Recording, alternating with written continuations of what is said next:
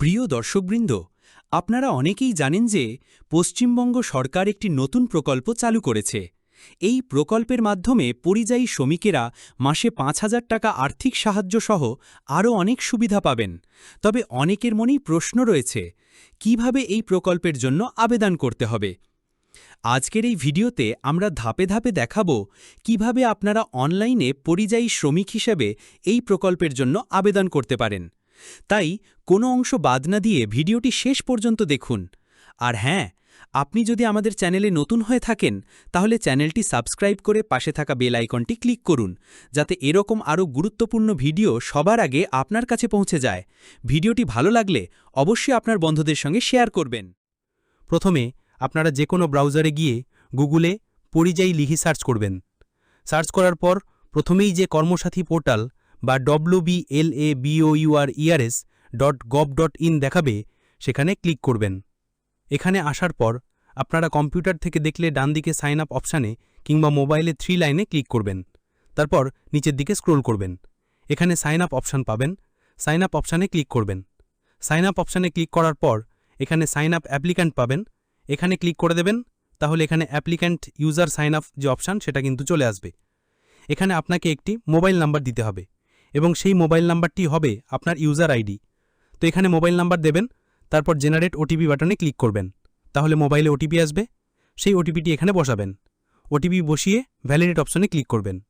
Validate অপশনে click করলে আপনার সামনে এরকম পেজ চলে আসবে। এখানে আপনাকে আপনার নাম লিখতে হবে। এরপর আপনার আধার নাম্বারটি বসিয়ে দেবেন। আর এখানে ফাদার্স বা হাজব্যান্ডের যে কোনো একটা অপশান সিলেক্ট করবেন এবং যে অপশানটা সিলেক্ট করবেন, ফাদার সিলেক্ট করলে এখানে বাবার নাম, হাজব্যান্ড সিলেক্ট করলে এখানে স্বামীর নাম লিখবেন। সব তথ্য দিয়ে সাইন আপ অপশানে ক্লিক করবেন। তাহলে আপনার এবার ফর্ম ফিল আপের পেজ খুলে যাবে। আপনার সামনে প্রথমে এখানে পার্সোনাল ডিটেলস চলে আসবে। পার্সোনাল ডিটেলসের নিচে অ্যাপ্লিকেন্ট নেম, এখানে আপনার নাম লিখতে হবে। আর যদি অটোমেটিক চলে আসে তাহলে লিখতে হবে না। আর এখানে যেগুলো স্টার চিহ্ন দেওয়া রয়েছে সেই ঘরগুলো অবশ্যই কিন্তু পূরণ করতে হবে। তারপর এখানে আপনার মোবাইল নাম্বার দিয়ে দেবেন। এখানে ফাদার্স বা হাজব্যান্ড যে কোনো একটা সিলেক্ট করে নিচে তার নামটা লিখে দিবেন। এখানে ফাদার সিলেক্ট করলে নিচে বাবার নাম লিখবেন, হাজব্যান্ড সিলেক্ট করলে এখানে হাজব্যান্ডের নাম লিখে দিতে হবে। তারপর জেন্ডার, এখানে মেল না ফিমেল না আদার্স, যে জেন্ডার হবে তাতে টিক চিহ্ন দিতে হবে। তারপর রিলিজিয়ান, এখানে ক্লিক করে আপনার ধর্ম কি, এখান থেকে আপনার ধর্ম সিলেক্ট করতে হবে। তারপর কাস্ট কি, এখান থেকে আপনার কাস্ট সিলেক্ট করতে হবে। General, SC, ST, OBC A, OBC B রয়েছে, এখানে আপনার যেই কাস্ট হবে সেটা সিলেক্ট করতে হবে। তারপর ডেট অফ বার্থ, এখানে ক্লিক করে আপনার জন্ম তারিখটা ক্যালেন্ডার থেকে সিলেক্ট করে নিতে হবে। তারপর এমার্জেন্সি ফোন নাম্বার, আপনার বাড়ির আরেকটি ফোন নাম্বার আপনি দিয়ে দেবেন। যে ফোন নাম্বারটি আগে দিয়েছেন সেটি বাদে একটি নতুন নাম্বার দিয়ে দেবেন। আধার নাম্বার, যিনি আবেদন করছেন তার আধার নাম্বার দিয়ে দেবেন।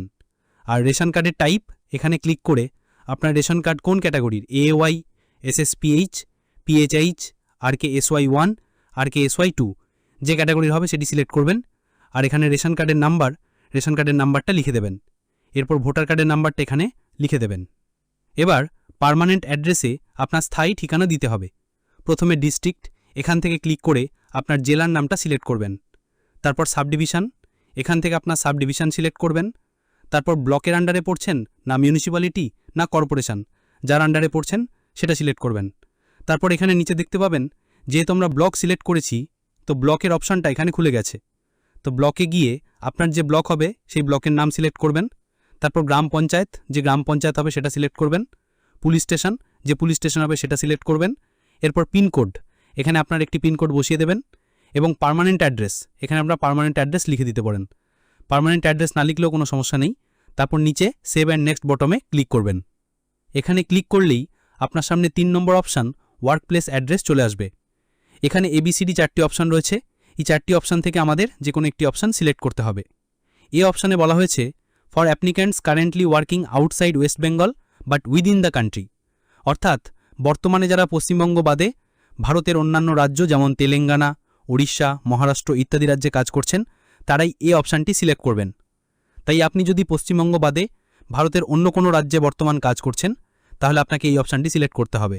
যেহেতু ইন্ডিয়ার মধ্যেই কাজ করছেন তাই ইন্ডিয়া সিলেক্ট থাকবে। এবার কোন রাজ্যে কাজ করছেন এখানে ক্লিক করে সেই রাজ্য সিলেক্ট করবেন। ধরুন আপনি মহারাষ্ট্রে কাজ করছেন, তাই মহারাষ্ট্র সিলেক্ট করবেন।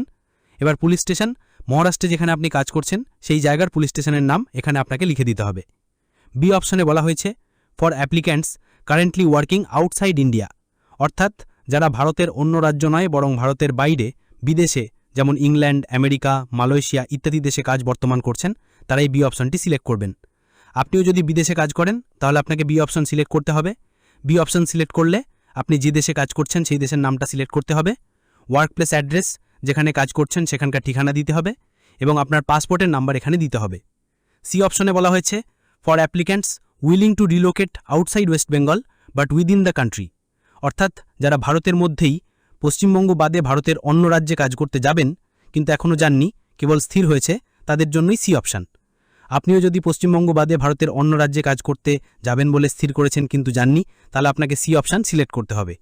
সি অপশান এ অপশানের মতোই ফিল করতে হবে, অর্থাৎ ইন্ডিয়া আগে থেকে সিলেক্ট করা থাকবে। এরপর স্টেট, আপনি কোন স্টেটে যাবেন সেই স্টেটটা এখানে সিলেক্ট করে নেবেন। তারপর পুলিশ স্টেশন, যেখানে যাবেন সেখানকার পুলিশ স্টেশনের নাম এখানে লিখে দিতে হবে। ডি অপশানটা কাদের জন্য? এখানে বলা হয়েছে for applicants willing to relocate outside India, অর্থাৎ যারা ভারতের বাইরে বিদেশে কাজ করতে যাবেন কিন্তু যাননি, কেবল স্থির করেছেন, তারা ডি অপশন সিলেক্ট করবেন। আপনিও যদি বিদেশে কাজ করতে যাবেন বলে স্থির করেছেন তাহলে আপনাকে ডি অপশন সিলেক্ট করতে হবে। ডি অপশনটি এ অপশনের মতো করে ফিল করতে হবে, অর্থাৎ এখানে যে দেশে কাজ করতে যাবেন সেই দেশের নাম, অ্যাড্রেস এবং আপনার পাসপোর্ট নাম্বার ফিল করতে হবে। এই 4টি অপশনের মধ্যে আপনার ক্ষেত্রে যে অপশনটি প্রযোজ্য সেই অপশনটি সিলেক্ট করে ফিল করুন, বাকিগুলো ফিল করতে হবে না। তারপর 4 নম্বরে কি বলেছে? টাইপ অফ ওয়ার্ক বা জব। এখানে টাইপ অফ ওয়ার্কে ক্লিক করবেন, বাইরে কি ধরনের আপনি কাজ করেন বা কি ধরনের কাজ করবেন সেটা এখানে সিলেক্ট করতে হবে। এখানে বিভিন্ন রকমের অপশন রয়েছে, যদি আপনি এখানে খুঁজে না পান তাহলে আদার্স অপশন সিলেক্ট করে দেবেন। তো আমরা এখানে ম্যাসান অপশন সিলেক্ট করেছি। তারপর টেন্টেটিভ ডেট অফ ইমিগ্রেশন, কত তারিখে আপনি কাজ করতে গিয়েছিলেন বা কত তারিখে আপনি কাজ করতে যাবেন বলে ঠিক হয়েছে, এখানে আপনাকে সেই তারিখটা একটা সম্ভাব্য একটা সিলেক্ট করে নিতে হবে। তারপর বলছে কত টাকা আপনি প্রতিদিন মাইনে পান বা মাইনে পাবেন। আপনি প্রতিদিন কত টাকা উপার্জন করেন তার পরিমাণ 400 হোক, 300 হোক, 500 হোক, যেটা হবে লিখে দিবেন। তারপর এমপ্লয়েড বাই সেলফ, এজেন্ট না আদার্স পারসন। তো আপনি যে কাজ করতে গেছেন সেটা নিজেই গেছেন না কেউ আপনাকে নিয়ে গেছে না কোনো এজেন্ট কোনো সংস্থার মাধ্যমে আপনি গেছেন। তো এখানে এমপ্লয়েড বাই এ ক্লিক করবেন। এখানে যদি নিজের মাধ্যমে নিজেই গিয়ে থাকেন সেলফ করবেন, এজেন্টের মাধ্যমে গেলে এজেন্ট, আর আদার্স কারো মাধ্যমে গেলে আদার্স করবেন। আমি এখানে সেলফ করে দিলাম, তাহলে আমাকে এ বি সি অপশানগুলো আর পূরণ করতে হচ্ছে না।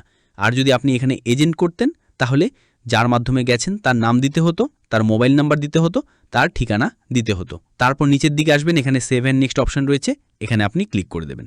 এরপর আপনাদেরকে ব্যাংকের তথ্য দিতে হবে। এখানে বলা হয়েছে bank details any bank within West Bengal, অর্থাৎ আপনাকে এখানে পশ্চিমবঙ্গের যেই ব্যাংক অ্যাকাউন্ট রয়েছে সেই ব্যাংকের ডিটেলস দিতে হবে। তো এখানে আপনার ব্যাংকের নামটা আপনি সিলেক্ট করে নেবেন। তারপর ব্রাঞ্চ, এখান থেকে আপনার ব্রাঞ্চের নামটা সিলেক্ট করে নেবেন, আর আইএফএসসি কোড এখানে অটোমেটিক চলে আসবে। এরপর অ্যাকাউন্ট নাম্বার, এখানে আপনি আপনার ব্যাংকের অ্যাকাউন্ট নাম্বারটি বসিয়ে দেবেন। তারপর নমিনেশন ডিটেলস, নমিনি কাকে রাখতে চাইছেন, যাকে রাখতে চাইছেন তার নাম লিখবেন। রিলেশনশিপ, সে আপনার কে হয়, বাবা মা, ছেলে না কে হয়, সেটা আপনি এখানে সিলেক্ট করবেন। তারপর নমিনির আধার, আপনি যাকে নমিনি রেখেছেন তার আধার নাম্বার লিখতে হবে, তার মোবাইল নাম্বার দিতে হবে। সব কিছু দেওয়ার পর নিচে দেখতে পাবেন সেভ অ্যান্ড নেক্সট, এই বটমে ক্লিক করতে হবে। তারপর আমরা 9 নম্বর অপশনে চলে এসেছি। এখানে অ্যাপ্লিকেন্টের ফ্যামিলি ডিটেলস দিতে হবে। এখানে is family yes or no, আপনার যদি পরিবার থেকে থাকে তাহলে এখানে ইয়েস করবেন, নইলে এখানে নো করবেন। যদি ইয়েস করেন তাহলে এখানে মেম্বারের তথ্য দিতে হবে। আপনি এখানে ইয়েস সিলেক্ট করার পরে এবার মেম্বার নেম, আপনি ধরুন আপনার পরিবারে বাবা মা রয়েছে, বোন রয়েছে, বা আরও যদি স্ত্রী থেকে থাকে, মোট 3 জন মেম্বার রয়েছে, তাহলে এখানে মেম্বার নেমে প্রথমে আপনার বাবার নাম লিখলেন। তারপর জেন্ডার, এখানে জেন্ডার মেল না ফিমেল সিলেক্ট করলেন। তারপর এজ, তার বয়স কত এখানে দিতে হবে, এবং তার আধার নাম্বারটা দিয়ে অ্যাড অপশানে ক্লিক করে দিবেন। অ্যাড অপশানে ক্লিক করলে নিচে এই জায়গাটায় আপনার যার নামটা আপনি যুক্ত করলেন তার নামটা অ্যাড হয়ে যাবে। তারপর একইভাবে আপনি ধরুন দ্বিতীয় মেম্বার হিসেবে আপনার মাকে রাখতে চাইছেন, মায়ের নাম লিখলেন, তারপর মায়ের জেন্ডার এখান থেকে সিলেক্ট করলেন, তার বয়স দিলেন, আধার নাম্বার দিয়ে অ্যাড অপশানে ক্লিক করে দেবেন। তাহলে এখানে দ্বিতীয় মেম্বারও কিন্তু যুক্ত হয়ে যাবে। এইভাবে আপনার পরিবারে যতজন মেম্বার রয়েছে তাদের তথ্য আপনি এখানে যুক্ত করতে পারবেন। তা আমরা মেম্বারের তথ্য এখানে যুক্ত করে দিয়েছি। তারপর এখানে সেভ এন্ড নেক্সট রয়েছে, এই বটমে ক্লিক করে দেবেন। এবার আপনাদেরকে ডকুমেন্ট আপলোড করতে হবে। তো ডকুমেন্ট হিসেবে কি আপলোড করা যাবে? প্রথমে আপলোড ফটো। আপনার একটি রঙিন ছবি আপলোড করতে হবে এবং ডকুমেন্টের সাইজ কিন্তু অবশ্যই 500 কিবির মধ্যে হতে হবে, 500 কিবির বেশি হওয়া চলবে না। তো ছবিটা চয়েস ফাইলে ক্লিক করে আপনার গ্যালারির থেকে আপনি কিন্তু ছবিটা এখানে আপলোড করে দেবেন। তারপর আপলোড আধার, দ্বিতীয় অপশনে আধার কার্ড আপলোড করতে বলেছে। 500 কিবির মধ্যে আধার কার্ড আপলোড করবেন। অবশ্যই আধার কার্ডের সামনের দিক পিছনের দিক দুটোকে কিন্তু আপনি একটা পেজের ফরম্যাটে বানিয়ে নেবেন। তারপর 500 কিবির মধ্যে একটা সাইজ করে এখানে চয়েস ফাইলে ক্লিক করে আপলোড করে দেবেন। আপনি চাইলে আধার কার্ডটাকে পিডিএফ করেও আপলোড করতে পারেন। তারপর আপলোড ব্যাংক পাসবই। ব্যাংকের পাসবইয়ে যেখানে অ্যাকাউন্ট নাম্বার আইএফএসসি কোড লেখা রয়েছে সেই পেজটা আপনাদেরকে আপলোড করতে হবে। আপনি এখানে চয়েস ফাইলে ক্লিক করে সেটাকে আপলোড করে দেবেন। তো সেটাও আপনি পিডিএফ ফরম্যাটে আপলোড করে দিতে পারেন। তারপর আপলোড অ্যাপ্লিকেশন ফর্ম। এখানে আপনাদেরকে একটা অ্যাপ্লিকেশন ফর্ম আপলোড করতে হবে। তো সেই অ্যাপ্লিকেশন ফর্মটা কোথায় পাবেন? আমরা কিন্তু আগের দিনেই অ্যাপ্লিকেশন ফর্ম কিভাবে পূরণ করতে হয় সেই নিয়ে ভিডিও দিয়েছি, কোথায় ডাউনলোড করতে হয় সেটাও দেখিয়েছি। সেই ভিডিওর লিঙ্ক আমি ডেসক্রিপশানে দিয়ে দিব। সেই ফর্মটা পূরণ করে আপনাদেরকে এখানে আপলোড করতে হবে। তারপর আপলোড পাসপোর্ট। তো এই যে পাসপোর্ট, এটা কিন্তু যারা ভারতের বাইরে কাজ করেন তাদের জন্য পাসপোর্টটা ম্যান্ডেটরি। ভারতের মধ্যে কাজ করলে পাসপোর্টটা কিন্তু আপনাদেরকে দিতে হবে না। তো অনেক সময় কিন্তু এই পাসপোর্টটা লাল রঙের স্টার চিহ্ন থাকে।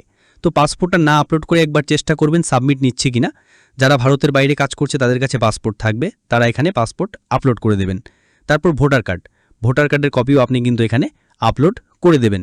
তো অবশ্যই কিন্তু ভোটার কার্ডটা যেটা আপলোড করবেন সেটা সামনের দিক পিছনের দিক দুটো দিকেই যেমন থাকে সেইভাবে কিন্তু আপনারা ফাইল করে নিয়ে এখানে কিন্তু আপলোড করে দেবেন। তারপর এখানে চেকবক্স দেখতে পাবেন, এই চেকবক্সে ঠিক চিহ্ন দেবেন, দিয়ে নিচের দিকে আসবেন। এখানে প্রিভিউ অপশন রয়েছে, প্রিভিউ অপশনে ক্লিক করে আপনি যা যা পূরণ করলেন সমস্ত কিছু একবার মিলিয়ে নেবেন। মিলিয়ে নেওয়ার পর যদি দেখতে পান সব ঠিকঠাক রয়েছে, তারপর এখানে ফাইনাল সাবমিট অপশনে আপনি ক্লিক করে দেবেন। ফাইনাল সাবমিট করে দিলে আপনার আবেদনটা কিন্তু সফলভাবে করা হয়ে গেল। আবেদন সাবমিট হয়ে গেলে আপনাকে একটি রেজিস্ট্রেশন নাম্বার দেওয়া হবে, এটি অবশ্যই লিখে রাখুন, এসএমএসও আসবে। আবেদনের স্ট্যাটাস ট্র্যাক করতে চাইলে পোর্টালে গিয়ে ট্র্যাক স্ট্যাটাস অপশানে ক্লিক করুন, সেখানেই অ্যাপ্রুভাল দেখাবে। যখন আবেদন অ্যাপ্রুভ হবে তখনই আপনি পরিযায়ী শ্রমিক হিসাবে নিবন্ধিত হবেন। আশা করি আজকের এই ভিডিওটি দেখে আপনারা পরিযায়ী শ্রমিক প্রকল্পের আবেদনের পুরো ব্যাপারটা খুব সহজভাবে বুঝতে পেরেছেন। যদি ভিডিওটি আপনাদের একটুও কাজে লাগে তাহলে একটা লাইক দিয়ে আমাদের উৎসাহিত করবেন। আপনার পরিচিত পরিযায়ী শ্রমিক বন্ধুদের সঙ্গে ভিডিওটি শেয়ার করতে ভুলবেন না, যাতে তারাও এই সুযোগটা কাজে লাগাতে পারে। আর এরকম আরও নতুন নতুন তথ্যের জন্য আমাদের চ্যানেলটি সাবস্ক্রাইব করে আমাদের পাশে থাকুন।